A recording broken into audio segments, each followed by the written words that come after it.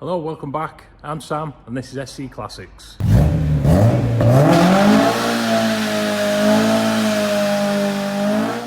Hello, welcome back. Another week in SC Classics and a new build.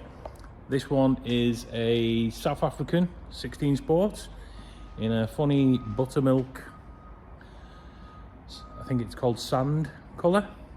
It's not your usual South African Mark II 16 Sport. It's actually one that came over, I think the owner said about 20 years ago. So it come over back when there was really good cars still out in South Africa. Really nice thing. And yeah, it got dropped off from Scotland to have a Z-Tech conversion. So you might have noticed there was an engine under a cover in the background.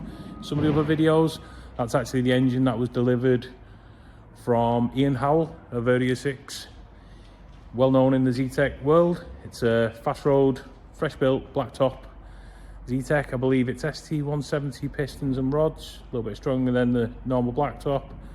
Ported and polished head, big valves, cams, verniers, and all freshly built. It's having Gen-V throttle bodies, 45mm throttle bodies, and an EMU Classic ECU. Piper manifold, Piper exhaust system, so all the goodies along with all the retro Ford sump, water rail, you know, all that sort of stuff. So it should make a really nice car, but I'll show you what I've been up to. So this car, you might have seen the bottom of the wheel under a cover in the background. Well, this one's been lurking around waiting to get some work. It is a South African 16 Sport in a funny buttermilk colour. Not sure what the colour is, but it is actually a really clean car. This was brought over many years ago. I think it's been over there, I think, did he say 20 years? Anyway, it was back when good cars were coming from South Africa, and this one is exceptionally clean, really good, really nice. Some lovely fishnet Recaros, and these have been added while it's been over here with a 3-spoke steering wheel. Obviously different wheels, it's on Willwoods, different suspension, Type 9. It come to me, the battery tray has been removed and the engine bay has been freshly painted because it's having a fast road Z-Tech engine. So I've removed the number plates to protect its identity, because obviously we're modifying an Escort. Don't want DVLA on my back. Yeah, nice original South African car. It's having, like I say, fast road Z-Tech. It's actually built by Ian Howell at Area 51, so I think it's a black top, ported head. I can't remember if it's got cams in or not. Big valve head, ST170 pistons and rods, and all freshened up. It's having Gen-V 45mm throttle bodies, Piper manifold, ECU master, ECU. There's some other bits and pieces that I'm doing to the car, but that's the brunt of it, the Z-Tech conversion. So what I want to do first of all is get the car emptied out, as you can see.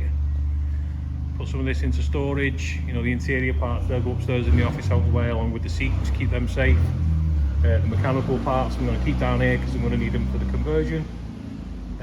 First job is going to be whip out these lovely fishnets, because I will be altering the gearbox tunnel, and the last thing I want to do is get any sort of damage on these.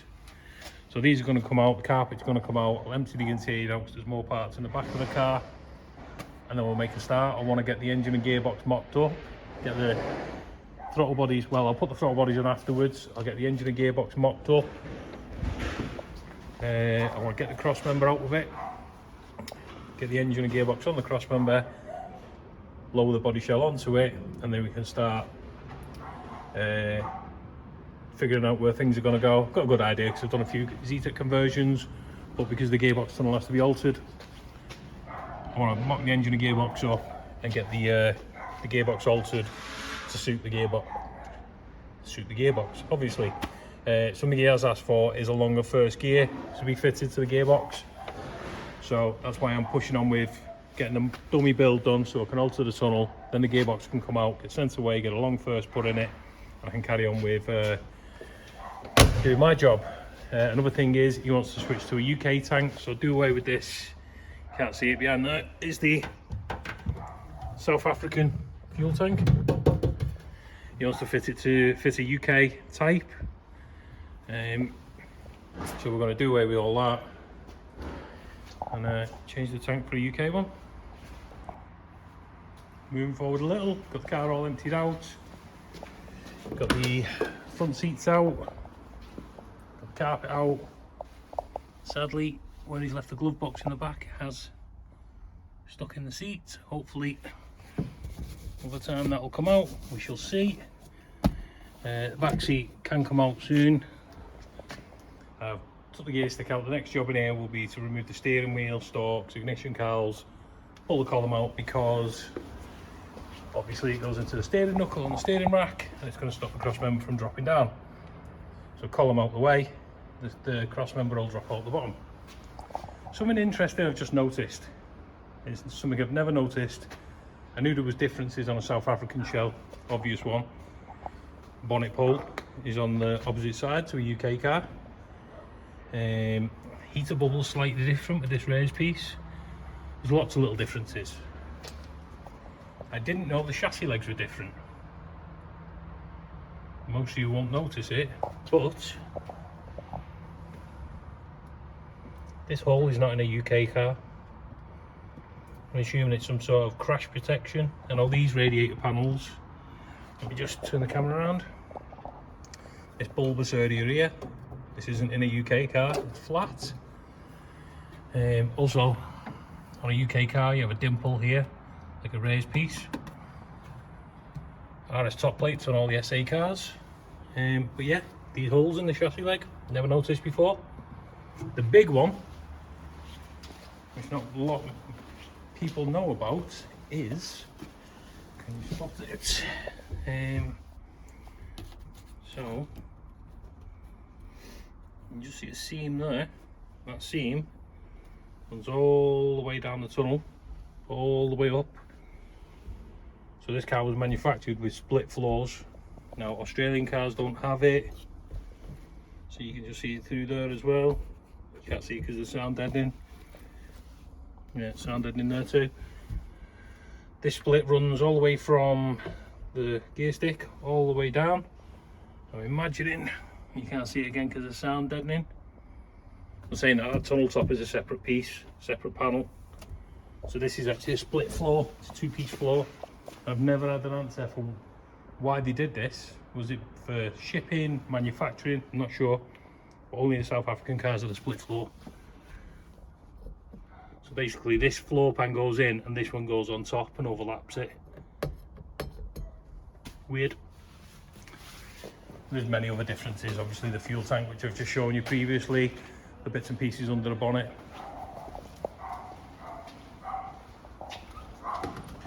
Next up, as you can see, I want to talk to you about before, the split floor on the South African cars. You can just see the seam all the way down the tunnel. So the passenger floor pan overlaps the drivers. Anyway, next up, I want to pull this cross member out, so that's going to mean I want the roll bar and the cross member out the way.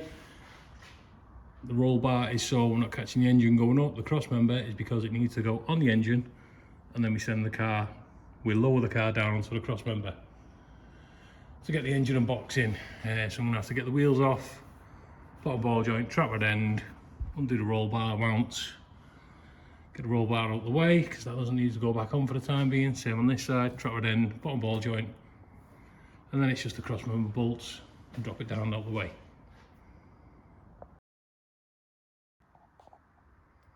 Wow, what a hole. There we go. Nice and straightforward, cross member out the way. I've unearthed the lovely blacktop Z-Tech engine. Nice BDA cover on it, verniers. I think it's got cams, it might just have verniers, pretty sure it's got cams. can't see because I've got the tissue in there blocking it all up, but the ports have been tickled. First job, come across these before in one of these boxes, so might as well get them in there, get the engine sealed up as best as possible. Next job will be spark plugs, get it off the engine stand, get the flywheel on there, make sure there's a spigot bearing in there, because being a front wheel drive it won't have had a spigot bearing, so we need to make sure it's got one. Hopefully there's one with all the kit, flywheel, clutch. Then we can get the gearbox mounted onto it, get the engine onto the cross member and get it into the car for the first test fit.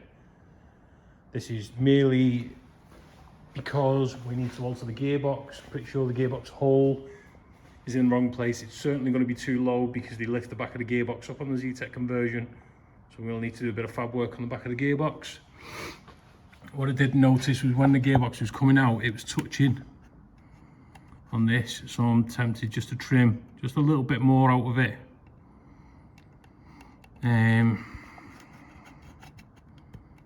No, we'll leave it because it looks like it's been trimmed to the right place. You normally cut it about halfway. It might just have been because of the way the gearbox was hanging. We'll leave it for the time being, so we get on. I know this is a permanent fit anyway, so if it does touch, you can always adjust it. It's not a problem.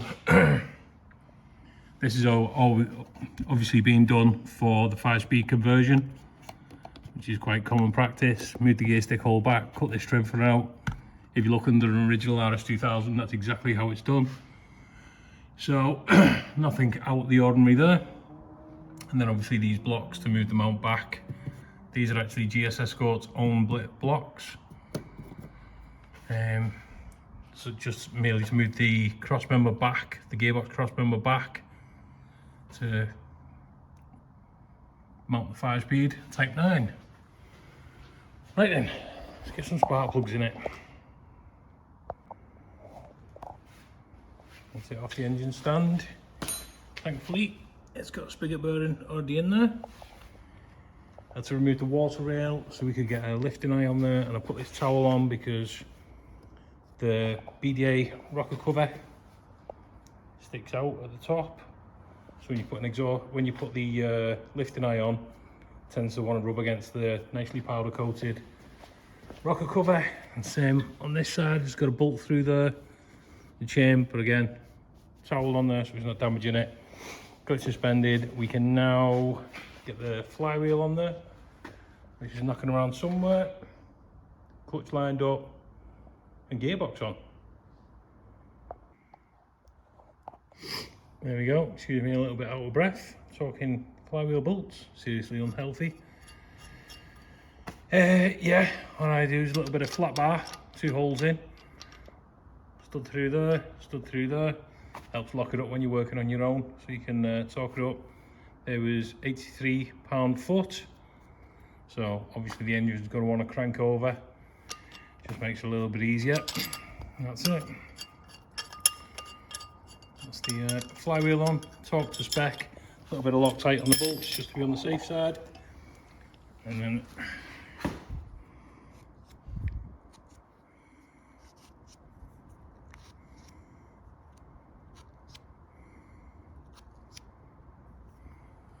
a bit of paint mark so you know in future if they've moved or not. Can't be too careful. Next up, we're going to get the flywheel on there, get that torqued up, and then it's ready for a gearbox. Through the other engine mount on, so essentially then it's ready to go on the cross member. Before you fit your clutch, always make sure you got the right side. So flywheel side, for me it's obvious, the side with the raised part. So that'd be this side. See how that's raised? That's flat. The raised side always goes into the clutch cover, but if you're in doubt, it usually says flywheel side on it somewhere. So don't get that mixed up because you will be taking your gearbox out again. Now it's just a case of pop it on the dowels and tighten it up. Well, actually no, it's not that simple.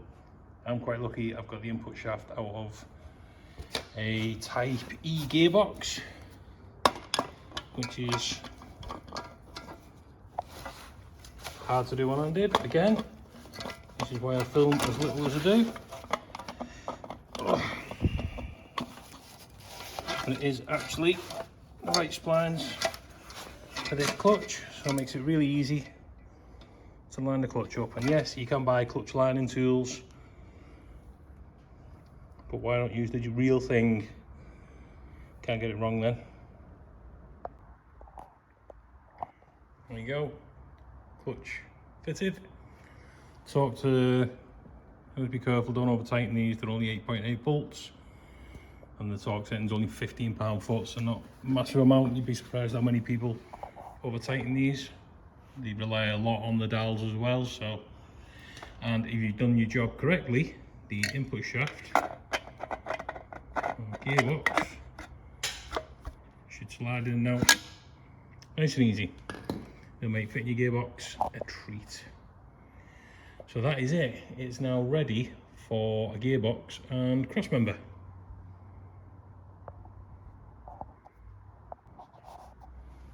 There we have it.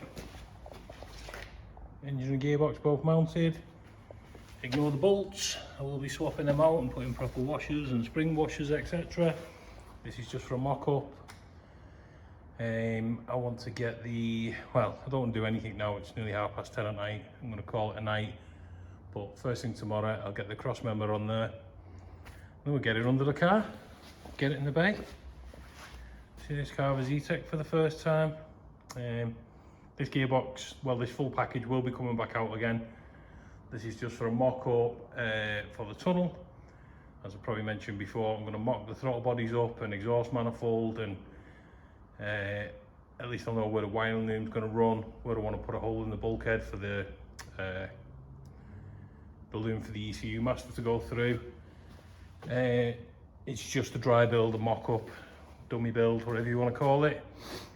This gearbox will be getting sent away and getting a long first gear fitted. I spoke to Martin Jones earlier today, and he's going to be doing the gearbox.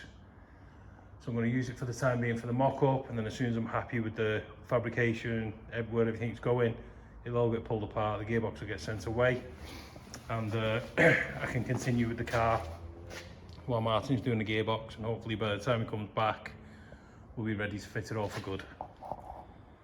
But for tonight, I think that will do. Bit of progress.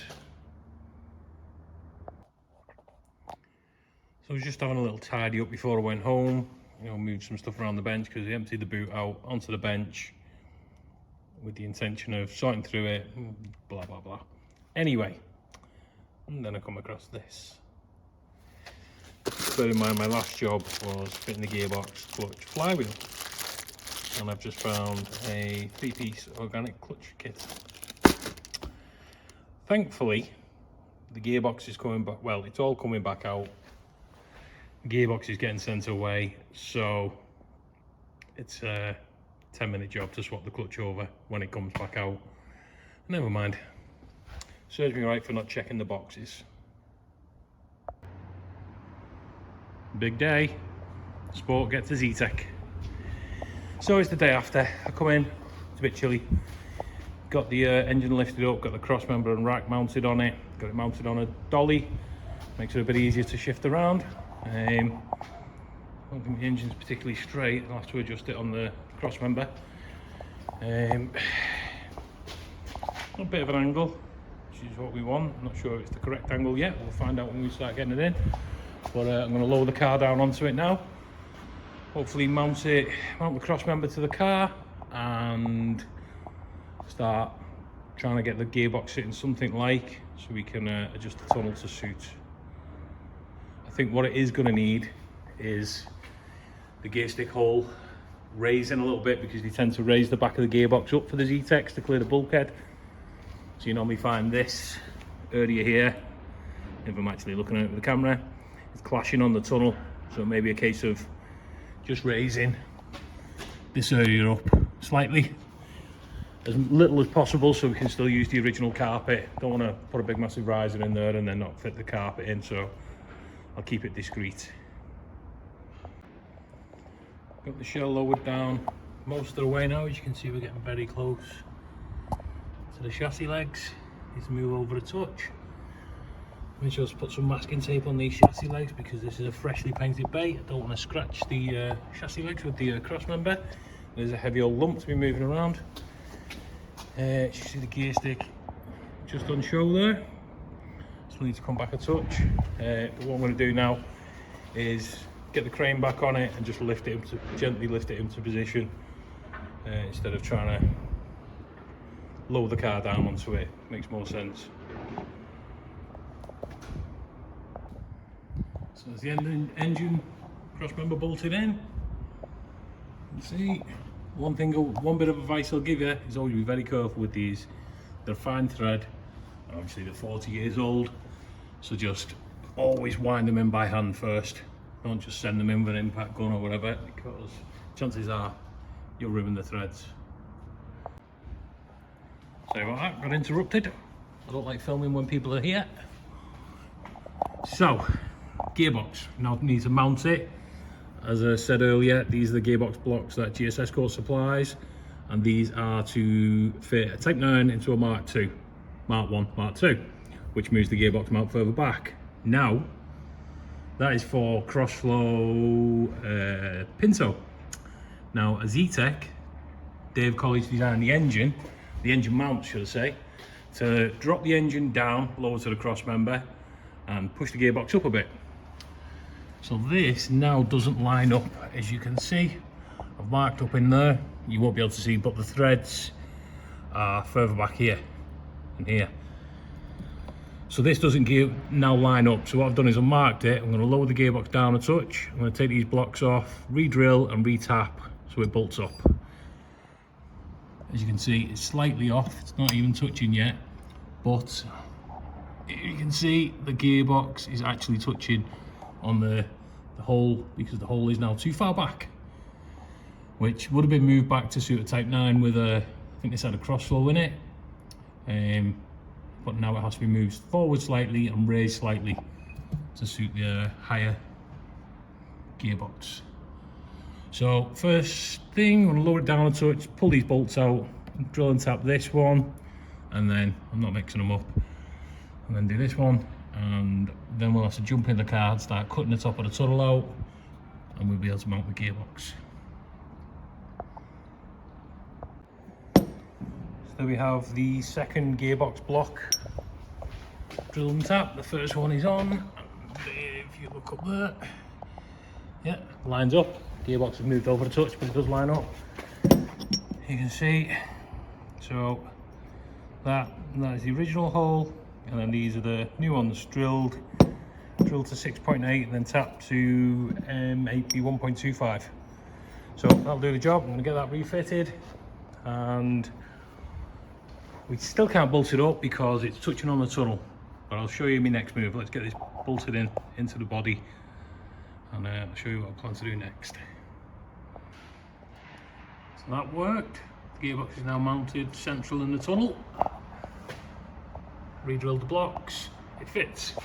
Now, I'm not taking it right the way up, as you can see, because I want to leave a little bit of clearance off the metalwork in the tunnel to the gearbox.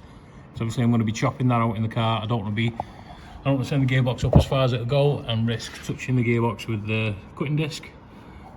But that's the next job. Jump in the car, take some measurements, mark things out, and cut out the gear stick hole. Does look good in there. I also mashed up the bulkhead as well, because I knew the water rail gets really close.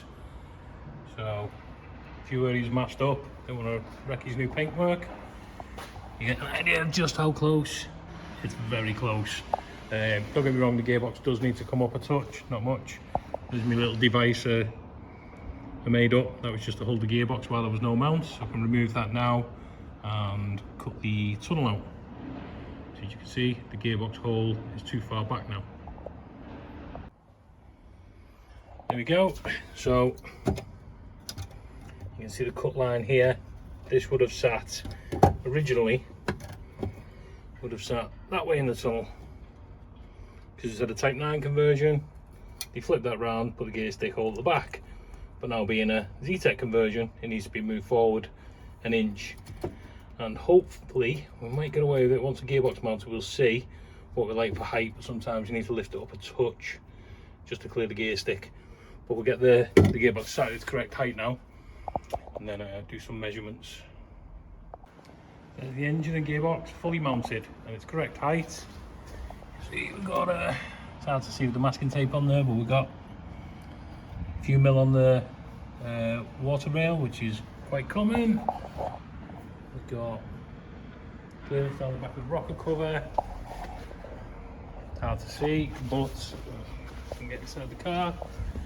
The gearbox turret is now just about level with the top of the tunnel, which doesn't look too bad, but then when you consider you've got to try and get a gear stick in there as well, it does need to come up slightly. It's not much, but we do need to be able to fit and remove a gear stick with the gearbox in the car, so I'll make some alterations on that.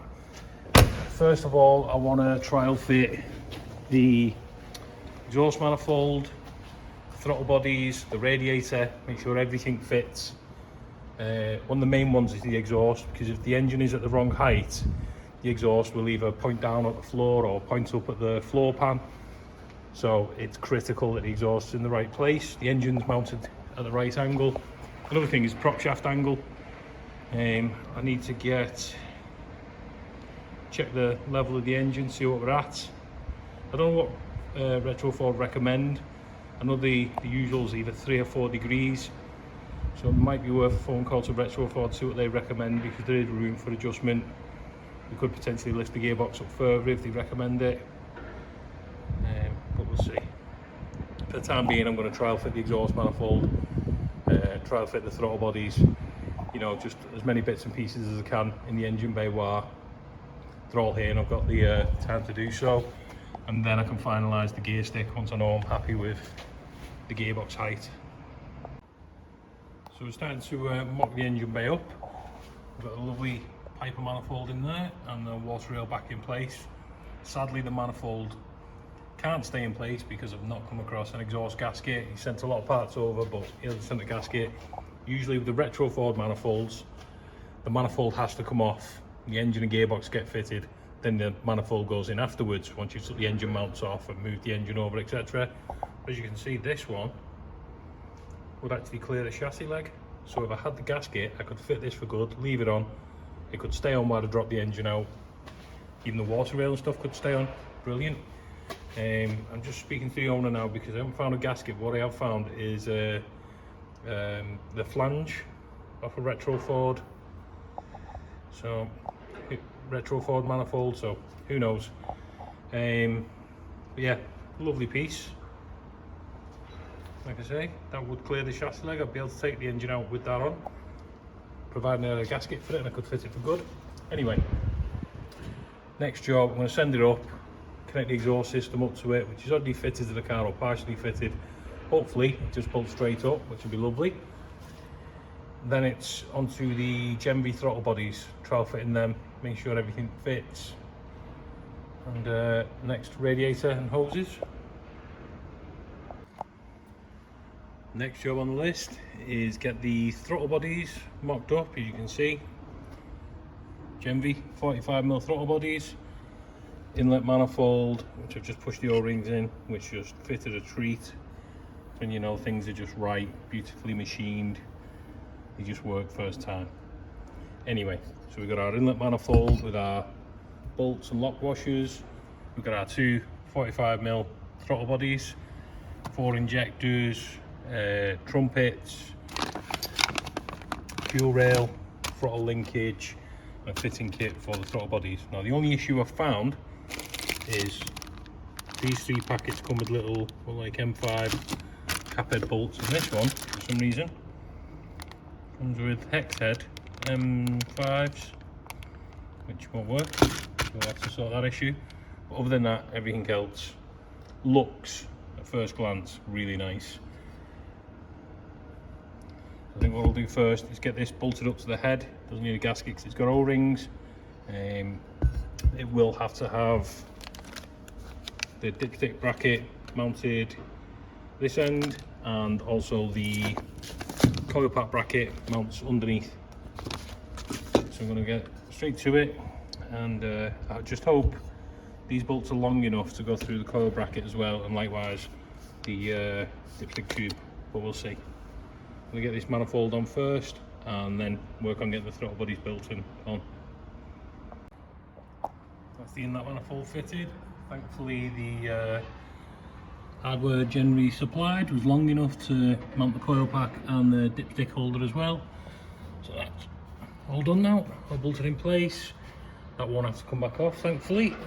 Next up, I'm going to start trial fitting the throttle bodies, make sure everything works with them. I can actually plug the leads in and stuff. All I'll do is get the throttle bodies in first, and then I can plug the leads in and start making things more permanent.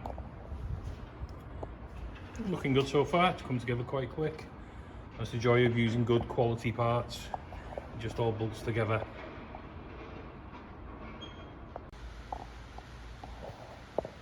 Moving forward, as you can see, looking nice now. Throttle bodies, inlet manifold on, throttle bodies are on. I built them up with the injectors and fuel rails. So this tube in the centre comes to join them up. These are obviously a universal piece. So this tube comes probably, you know, it's probably about 5 inches long. So what we have to do is measure up, because there's 2 O-rings in the end of these fuel rails. Measure up, chop down to suit and insert it. I also had to swap this fitting, because this straight fitting was on the end, which would have come out over the top of the bulkhead, which is no good really. We want it down below the bulkhead, so swapped it. We can have the banjo that end and this straight fitting going out to the fuel rail on the inner wing. Set the throttle linkage up, which was a challenge, but it all works. It's getting full throttle. Dipstick tube is mounted, coil pack's mounted, and all the plug leads are running through the throttle bodies through down here. I have to put something on the edge of this to stop it rubbing or chafing, because there's not really, didn't want to go through the centre there, because with this moving it'll rub against it. I think that's probably the best place for them. I may change them yet. We'll see. Reason I put, there is various different ways you could put the throttle linkage, but I figured top front the cable can come round towards the front panel and back to the bulkhead. Couldn't really go off here because the cable would want to pull back, which would be an unnatural shape for the cable. Couldn't really go, it would have been nice to mount it underneath, but again we couldn't mount it on these back two because it'd be pulling towards the bulkhead, and on the front the alternator would possibly in the way. So I figured this was the neatest place for it. Missing exhaust manifold gasket, so I can't finish that off, which is a shame because it can stay in. Next job. It is night time. I don't really fancy starting grinding and welding now in the tunnel, so we'll find something else to do which will keep me occupied, I'm sure. Radiator. Now I have come across something, and can anybody else notice the issue? So I think this is only on South African cars, but see this notch? So this is the face for the radiator to sit to. Normally this is flush across here. I'm guessing this is South African only, this step. This may be in the way. I might have to cut, which is an absolute shame because this car has just been painted. As you can see, it's got the notch to this side too and this side. So what I want to do is trial fit a radiator. I may need to cut from this straight all the way across to this straight in order for the radiator to fit flush against the front panel. We'll see. I'm probably going to mock it up and try it. It's one of the reasons I want to do all this test fitting, so I can make sure everything's mounted, drilled, cut before I actually finally fit the engine. Well, we've reached our first stumbling block. So we've got this beautiful alley big top rad, built-in cooling fan, lovely. Adjustable side mounts, and as you can see they're adjusted all the way this way to push the radiator into the engine bay and bring this top tank away from the slam panel, but sadly it's not enough. I'll put a picture in the top corner because I couldn't film one-handed, but I did take a picture to show the owner the problem. Basically, even with this pushed all the way back, this is touching that protruding piece on the slam panel, and we've probably got 20-25 mil gap. It's smaller at the bottom, but yeah, that piece of slam panel that's I talked about earlier, which is only on the, seems to only be on a South African car when it steps out. Well, that gap there is round about the gap between the radiator support where the rad mounts and the radiator face. So sadly, look how we like, I've got the lovely job of cutting that off nice and straight and making it neat. And I'll have to speak to the owner, but it really is the only way to get that radiator into the car, sadly. The other thing is as well, all these coolant hoses are all made for this engine, that radiator. So as soon as you start moving the radiator around, then the coolant hoses aren't going to fit. Well, to be fair, I've had a good run of it. It's gone together beautifully. I've only really been on it today, and already we've got the engine in there, exhaust manifold on, the engine's mounted, gearbox mount modified, throttle bodies are built, which was a little bit tricky, but it's done. So things are progressing well, so I can't complain too much considering the last job that I did, which was night and day. This the complete opposite end of the spectrum. Everything's just working on this, touch wood. So what I'm going to do, I know the customer goes to bed quite early, and it's currently about 9 o'clock at night, so I'll speak to him tomorrow, get the green light to sadly take a grinder to it. I've already done that on inside, which is fine. It's covered by paint, the underside will get painted. You'll never know. Sadly, in the engine bay, which has just been painted, it's a different matter. Well, I'll put that on hold for the time being. There's plenty of other stuff to do, so crack on. I might just start fitting the engine bay up. You know, the fuse box needs fitting, pedal box needs to go back in. I can mount. We've got a Willwood somewhere around. We've got a Willwood master cylinder to go on the bulkhead, which I'm sure won't be a direct fit. It'll need a bit of tweaking, so I can go ahead and fit that. I can't do the brake lines yet because I'm waiting on a roller brake pipe to turn up. I've obviously got this car to do, and I've got the green RS to do as well. So I ordered a few rolls of it. I'm going to go through it. The other thing is the engine's in the way now. I can drop this out, do the brake pipes. Once the engine's out of the way, it'll be much easier. But yeah, for the time being, the radiator's on hold. Such a shame. Never mind. It is what it is. It's a modified car.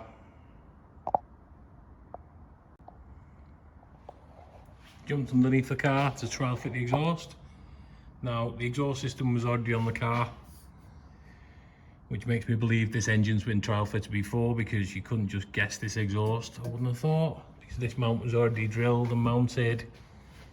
You know, it was already mounted to the car, so I don't understand. I'm guessing someone's already trial fitted this Zetec engine.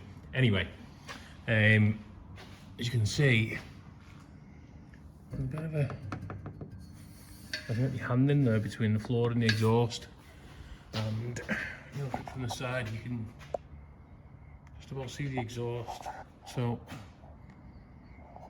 what I've done is I've marked up, I've slid it on as far as I could, and it's really, at that point it won't slide on any further. So I've marked up. What I want to do is pull the downpipe off and see how far into this sleeve it's coming, because it's got to this point now and it just will not go any further, and I'd feel more comfortable if it was a bit closer to the top, because then I think it'd do away with this void here and get the exhaust away from the road. I know the car isn't mega low, but I prefer to have the exhaust up. So yeah, I think I'm gonna, like I said, I've marked up here. I'm gonna pull it off and see just how far into this sleeve the exhaust is actually going and what's stopping it, because if it go all the way to the top, it would fix this and get the exhaust up nice and high, get it away from the road, and I'd feel much more comfortable with it.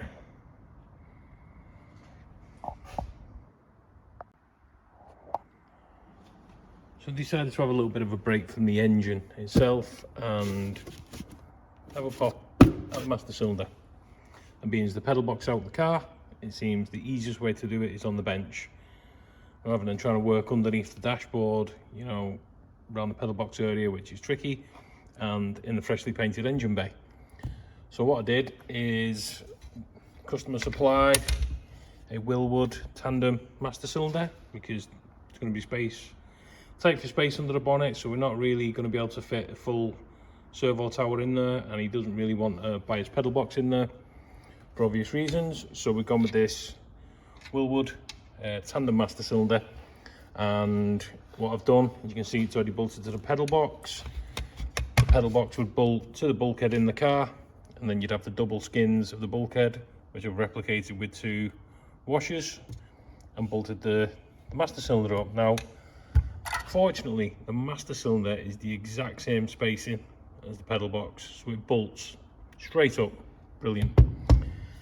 The only issue being that the brake pedal, as you can see, this rod needs to connect to the pedal. Now originally it has this rod that connects to the pedal and then connects to the pivot point goes through the bulkhead, through this grommet, and connects to the pivot point on the bottom of the servo tower, which then goes off to the servo. So I need to come up with some sort of device, concoction, call it what you want, to connect this to this. So ideally I need,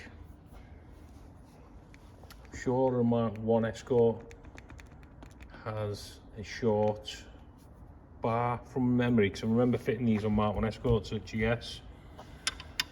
So I'm just toying with, this might be something to think about tonight whilst falling into slumber. I know this pedal, oh, something else to report as well, is this was wedged, this little half nut. Some of you will recognise this, and a little bit of plastic stuck in the middle of it. I knew this was going to be knocking around somewhere because I'd seen the brake light switch with the end snapped off it in the car. So basically, that's where your, I've got one on here actually, your brake pedal switch. Obviously that nut goes inside there, and that activates your brake lights. But sadly, this one's been snapped, so I am going to have to source another brake pedal switch. Not the end of the world, you can get aftermarket ones, relatively cheap. Yep, something to report anyway. So yeah, tonight, I'm going to call it a night now, and I'm going to come up with some sort of way of connecting these two. Beauty of this is, as well, is it's adjustable. So we can dial in our pedal height, because there's nothing worse than having the pedal jammed right up at the top or too low. So this way, while it's on the bench, I can dial in the pedal height and get it just right. And hopefully when I fit it to the car, it'll be exactly the same, because of my spacing. And then it's just a case of make up a couple of brake pipes, which Willwood sent us the fittings. So nice and easy, straightforward. He says, it should do the trick. Look nice and neat up on the bulkhead, saves a lot of space, and with the throttle bodies and stuff, it's always a premium, I suppose. So I think the last time I was filming, I'd mocked up the Willwood cylinder, and I was coming up with some sort of way of linking this to the pedal. So I did. Yes, it's not straight, it's not meant to be, because what I've actually used, you look at it, the stump that's sticking out is slightly offset, and that's because that's part of the original rod off the brake pedal, so it naturally sits offset because the pedal isn't completely square with the bulkhead. So my thinking with this is, one, it's already got the correct geometry. Well, all this is correct straight away for the pedal, you know, everything already works. It's got this angle correct, and having that stump on there will also add a little bit of strength to it. So what he actually did was got a nice thick wall sleeve, chamfered this edge out, because this piece is welded, this rod is welded to this folded piece of steel. So you should push on and butt up pretty much with the steel. I wanted it as close to the base as possible rather than welding further up and welding to the shaft. I then got a 9/16 UNF nut, which is the same thread as the shaft on the Willwood.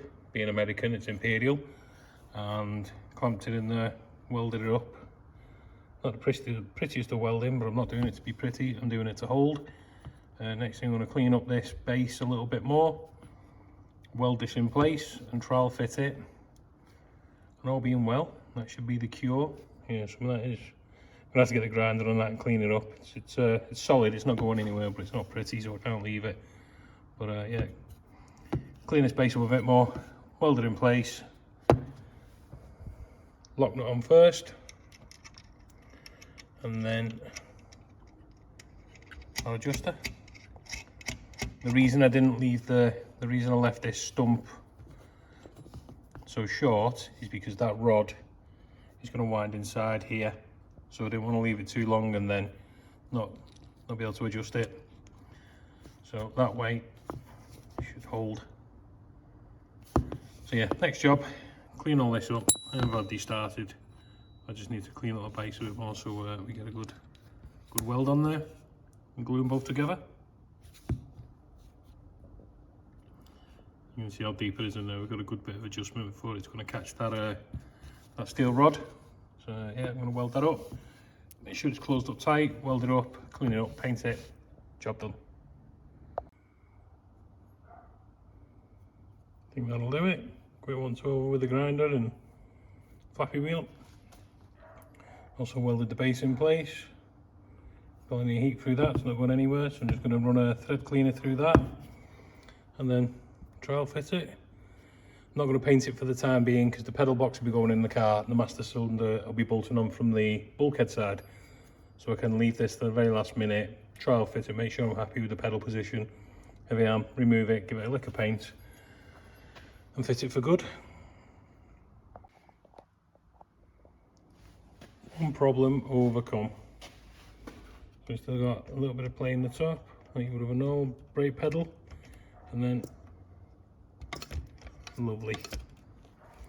This is just a trial fit, so that adjustment will be changed, so we can set the pedal height when it's in the car and get a better idea of where it should sit.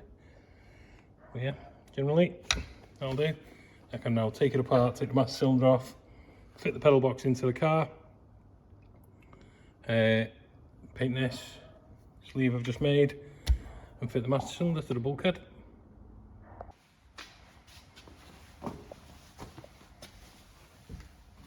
Pedal box in, connected up the master cylinder and the pedal set at a nice height. It looks a bit high there, but I've sat in the car sort of and tried it, and it's good height. You can always adjust it because it is an adjustable rod as well. And then under the bonnet we've got the Willwood master cylinder mounted, tucked away nice and neat. It's not touching. And just fitted it with some new gold zinc nuts and washers just to finish it off, make it look fresh. Job ticked off. Now sadly I can't make the brake pipes until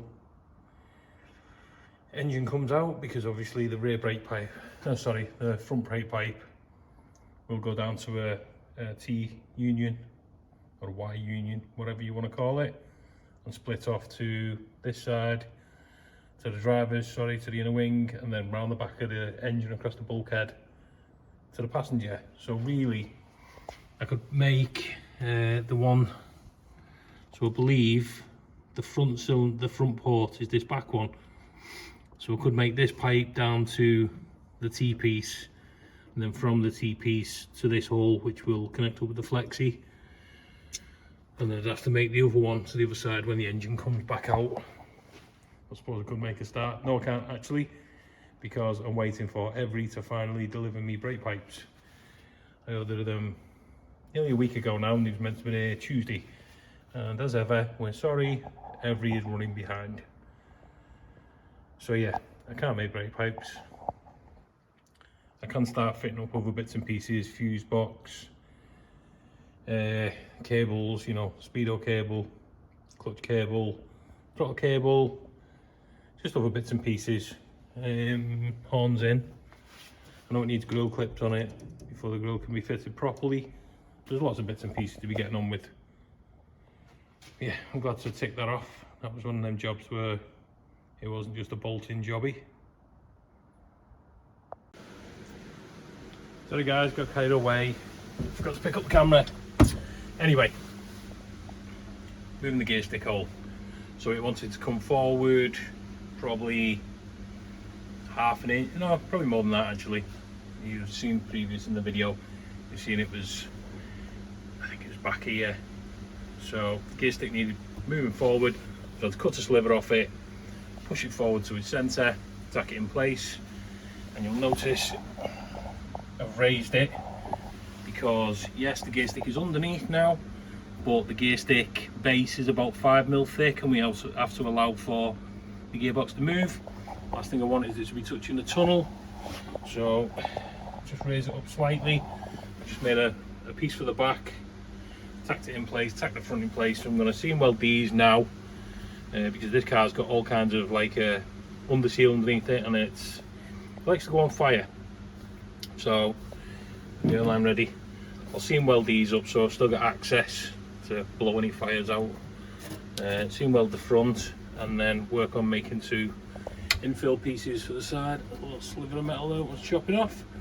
Yeah, we can make two infills for the side, and then the last thing to do will be to prep and paint it when the gearbox gets stuck out, and obviously prep the underside, seal it up, etc. Make it nice. Well, that should do the trick. Plenty of clearance, nice and discreet, so a standard carpet will still fit. First piece welded in, already solid. Not the prettiest of welds, but hey ho, it will do the job. A grinder and a bit of seam sealer, and it'll look lovely. But yeah, it's solid, it's up there, all supported now. So just going to make these two little side pieces, bit of clean up inside, and move on to the next job. There we go. Not the prettiest at the minute, but a grinder and some seam sealer and paint, and it'll look fine. See, I've added about 15mm to the side. Well, the rear's lifted about 15mm. It's all welded in. I'll grind it down, etch prime it, seam seal it. Let's get some paint mixed for this car, because we don't know what colour it is, 'cause it's South African. And the underside will get cleaned up, seam sealed, and under sealed, because this car seems to be in some kind of horrible black under seal, which tastes horrible. There we go, the finished item. I'll jump forward a few steps because it's been absolutely hammering it down with rain. You probably won't be able to hear me anyway over the rain hitting the roof. So basically I give it a quick grind down, didn't go wild making it all flush because the car's fully trimmed, so I'll be wasting my time, it'd be hidden anyway. Mashed up, quick coat of etch primer to seal it up, and some seam sealer, just to make sure there's no pinholes in it. Get it all sealed up. Do the job. For seam sealer, I use this stuff. Find this stuff brilliant. Got it off eBay. Apparently it's a replacement for the OEM stuff, and I think it's about £10–15 a tube, but this is so much better than the brush on sealer. And what I do instead is I always keep an old sponge, seeing as there's a tip somewhere on Facebook or something. Instead of using a brush, use a sponge. So you always keep an old sponge, cut a corner off and use it, and you get a nice finish. With the brush it tends to drag it everywhere, and the sponge a bit better. I'm not saying it's perfect, I'm not putting a ton of time into it, because like I say, it's on a carpet, it's going to be hidden, but it does the job and it's sealed up. Just want to coat of paint. So a job I am not looking forward to. After speaking with the owner this morning, told him the conundrum with the front panel. I now have to cut from here to here. So I think what I'm going to do is mask it out. Lots of towels and covers down on the engine and engine bay, because as you can see, it's got a lovely fresh coat of paint. What I'll have to do is cut it just a bit further out and then sand back. Try and not burn the edge. It's going to be tricky, but it has to be done. So wish me luck, because I'm going to need it.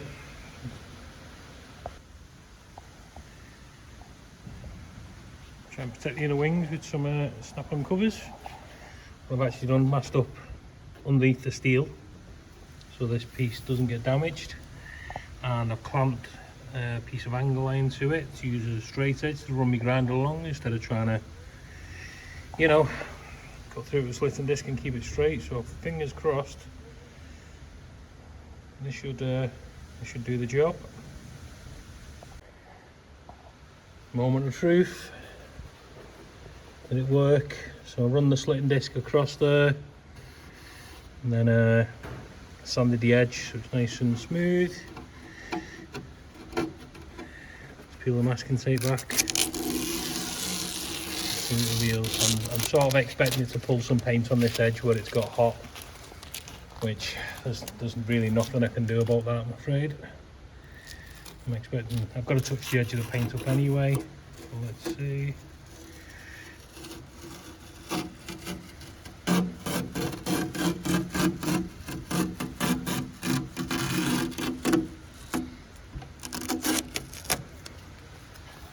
I will call that a success.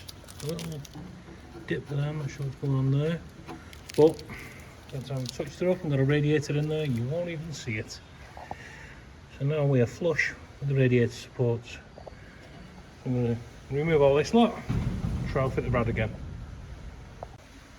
It's going to be a tricky one to film and show you, but as you can see, the fan now hitting the panel I've just cut. It's sitting too high, but if we move it off the radiator cross member, we can probably, you know, there's the height right, we got the front good, but you can see now the bottom's not touching. He's hitting that hump in the front panel. We're good on the radiator supports, you know, at the top. That's the height correct, but the bottom's kicking out. And I'll show you why. I've worked it out. So it's because it's a South African shell. If you look down here, you'll notice this is straight all the way to the radiator cross member. And if you look at a UK car,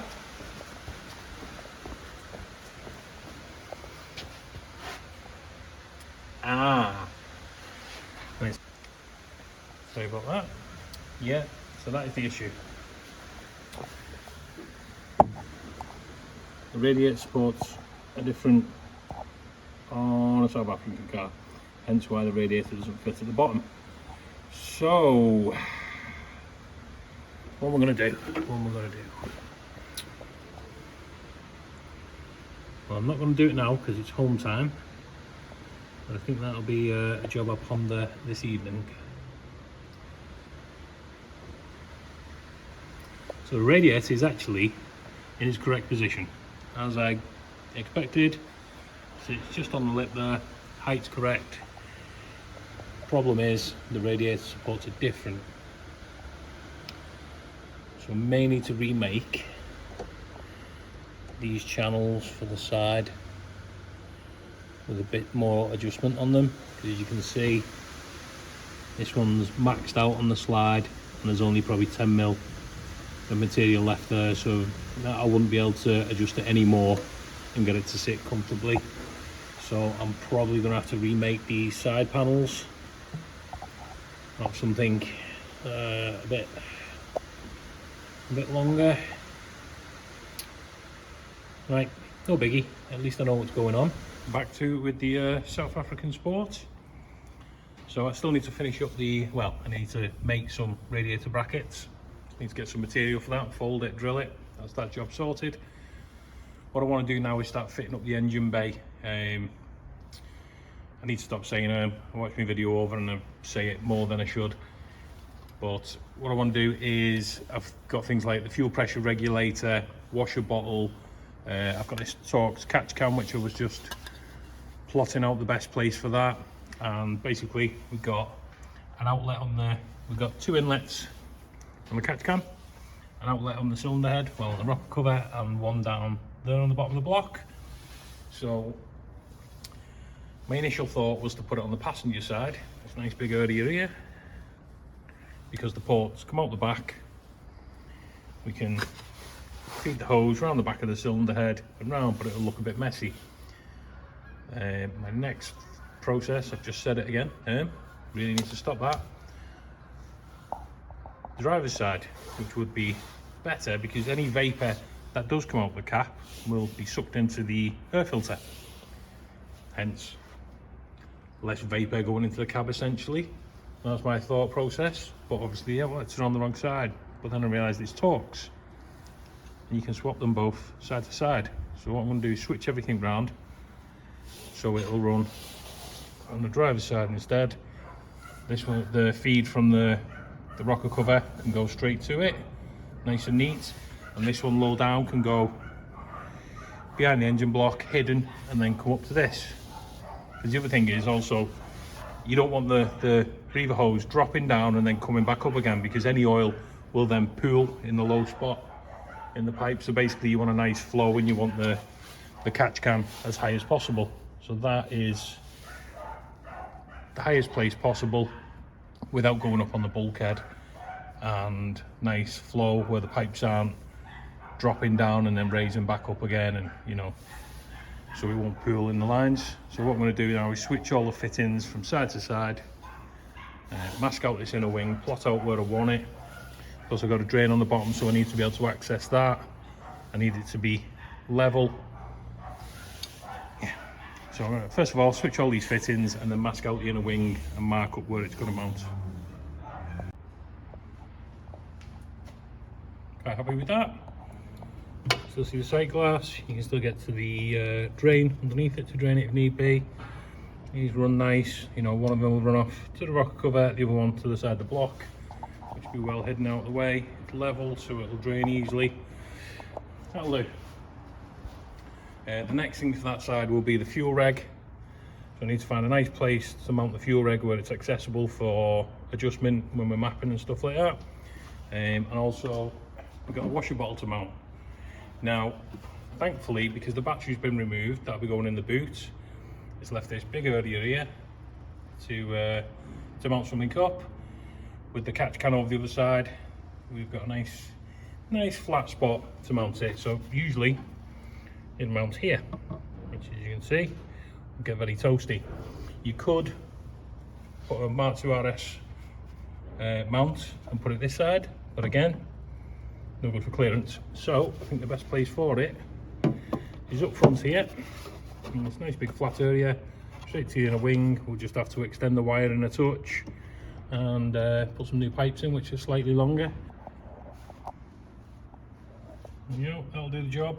I've moved it forward as much as I could, keep it away from that manifold because that will kick some heat out. You'd be surprised with that.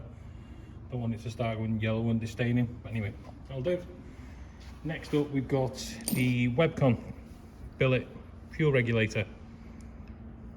Webcon. So it comes with this bracket,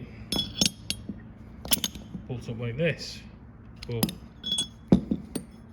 with this type of bracket it would have to go up here right in eye shot, and I want to keep it discreet and a little bit more out the way. Again, as long as we can access it to adjust the fuel pressure on the top. I don't actually think this needs to be adjusted. I'm sure these are already preset, but it's always good practice to be able to have it accessible. This breather port isn't used. I think this is only used on turbo applications. The naturally aspirated, we don't need it. So this is the feed from the fuel rail, and this is the return back to the tank. So basically I want to mount this somewhere discreet, but again, because of this bracket, that isn't possible. So this is going to have to be cut off the top, re-drilled, so we can mount it lower down and out the way. So we're nice and neat. Not sure where yet. First, so come back for the night shift. I don't think much has changed in the engine bay since I was last filming. Started cutting the washer pipe, but there's no point finishing that until I've got a loom in. I know exactly where it's going to run and stuff. So what I'm going to do now is the original fuel tank, well, the full fuel system basically has to come out. So being a South African car, it's got the big long range tank. So UK car, the tank would normally sit here, but being an SA car, it's got the big one behind the back seats, which I've never removed one. So I'm learning with you. We're learning together. So there's a couple of screws down here, I've removed them. There was a couple of like wire tabs. These that you'd have on your wiring loom under the engine bay. So pop them up, and now sadly it would appear this actually goes, this carpet actually lips back on itself and goes behind and looks like it screws to the parcel shelf. So in order to access that, I'm going to have to remove the rear seats, which is pretty simple. Just didn't want to have to remove them, being lazy. So you've got a Phillips screw here, the base will pull out, and then, oh well, I'll get that out of the way first, and I'll show you how to get the upright piece out of the way. So, with the seat base out of the way, the seat just hooks into these two tabs, and then in the boot, just put your finger over the camera,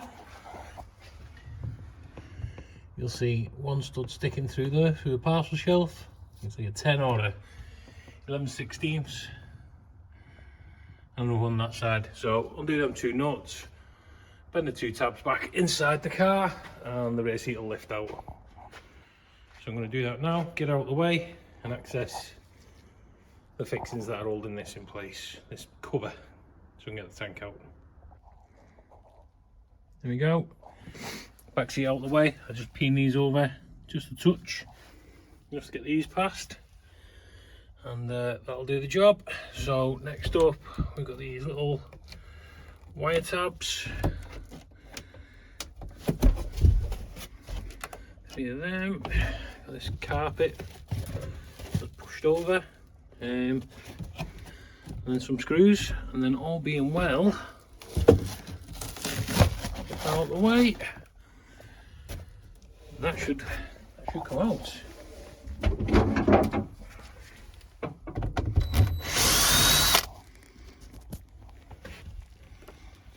My fat finger in the way again.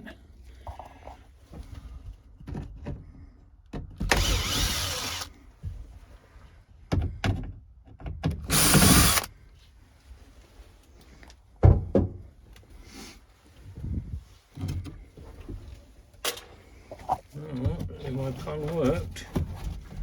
Get this bit of plastic out of the way.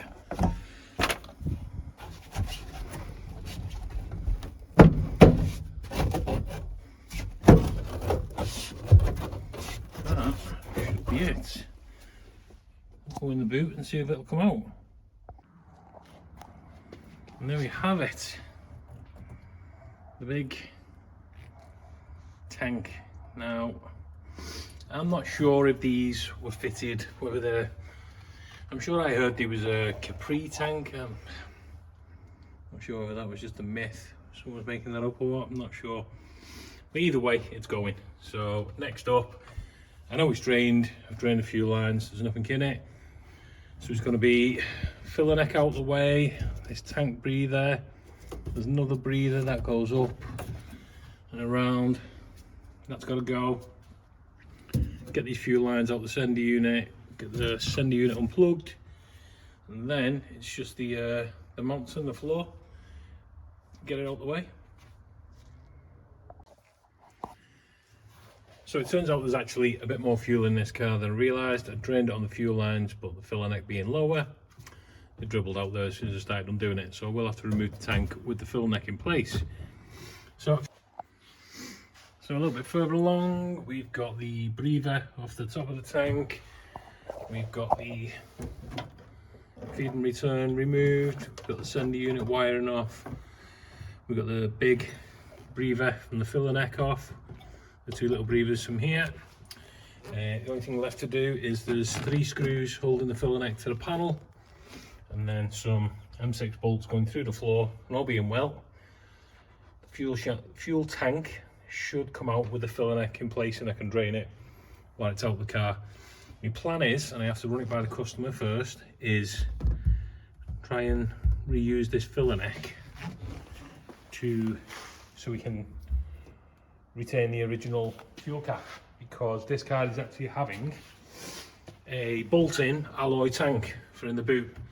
So like the Mountain Escort, big alloy, I think it's a 47 litre tank with a filler neck in the boot, but it's going to be a fuel injection type, so it won't need the lift pump and a swirl pot. You'll just have a high pressure pump underneath the car, but it's also not having a welding mount, it's having a bolt-in aluminium mount, which you can buy now.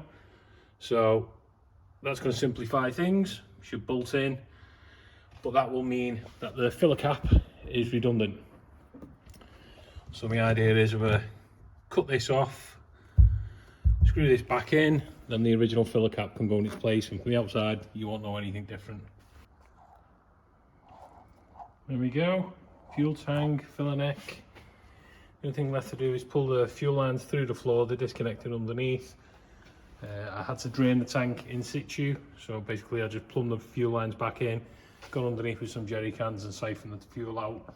It was just too much, it was trying to come out with the filler neck, and the filler neck was stuck to the car, so I had to remove the tank, then the filler neck. So basically, as you can see, it's absolutely hammered in sealer. So I had to get the heat gun on it. Thankfully, no damage to the outside. I made sure I was sticking to the filler neck so the body stayed cool, and it eventually released, thankfully. Yeah, got the tank platforms. You'll see the tank platforms out of the boot. So that is it. Now it's ready for a new tank. Like I say, it's got to pull them 2 fuel lines through, and that's that. Tank, filler neck, platforms, cover, breathers, pipes, braces, straps, tank straps. That's everything removed. It's got the last of the fuel system out, so the feed and return lines, as you can see, went through there. Look at that.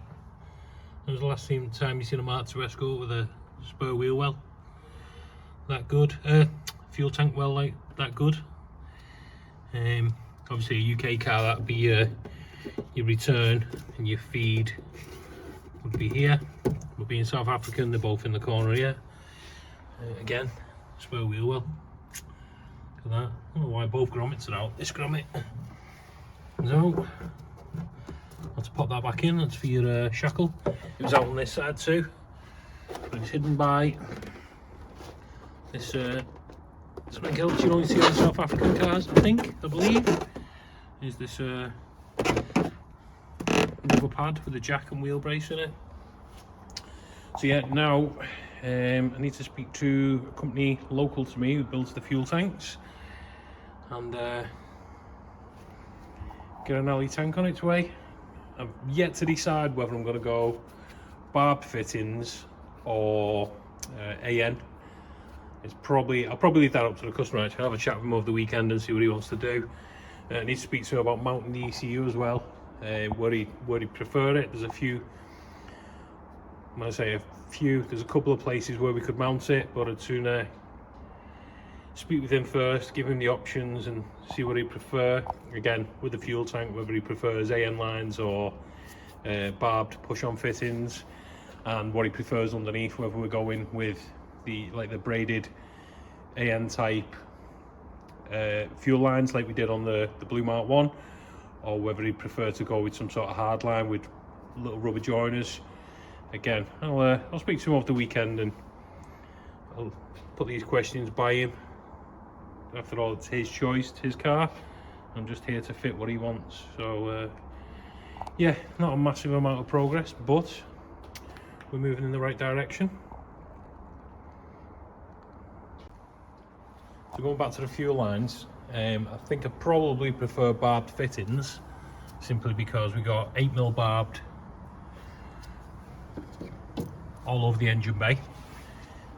So in an ideal scenario, 8mm barbed on the fuel pump, fuel filter, fuel tank, so we can stick, so it's all uniform, one size, all the way throughout. Now, the plastic lines I've just removed are already 8mm. The reason I'm not using them is because we'd have to join into them, you know, clamp rubber pipes to them, which is fine when you're using a carb. Very little pressure. In fact, it's vacuum. You have a mechanical pump on the old crossflow engine that pulls things through, whereas on this we're going to have around about 30 pound of positive pressure. So you haven't really got, because it's plastic fuel line, clamping a rubber hose to it is not really, it's not gonna, got nothing to bite to essentially. You'd clamp it to it, but chances of it staying on there with 30 pound of pressure, slim to none. And if you do try over tightening it, you're just going to crush the plastic line. That's why I prefer to go to a hard line. At least we've got a good solid surface to clamp the rubber hose down, if that's the route we go. If not, then we'll be going bolt-on AN lines, which will mean changing fittings. This one to the reg will be fine, but then the fitting in the bottom of the reg, which is returned to the tank, that'll have to be swapped for an AN.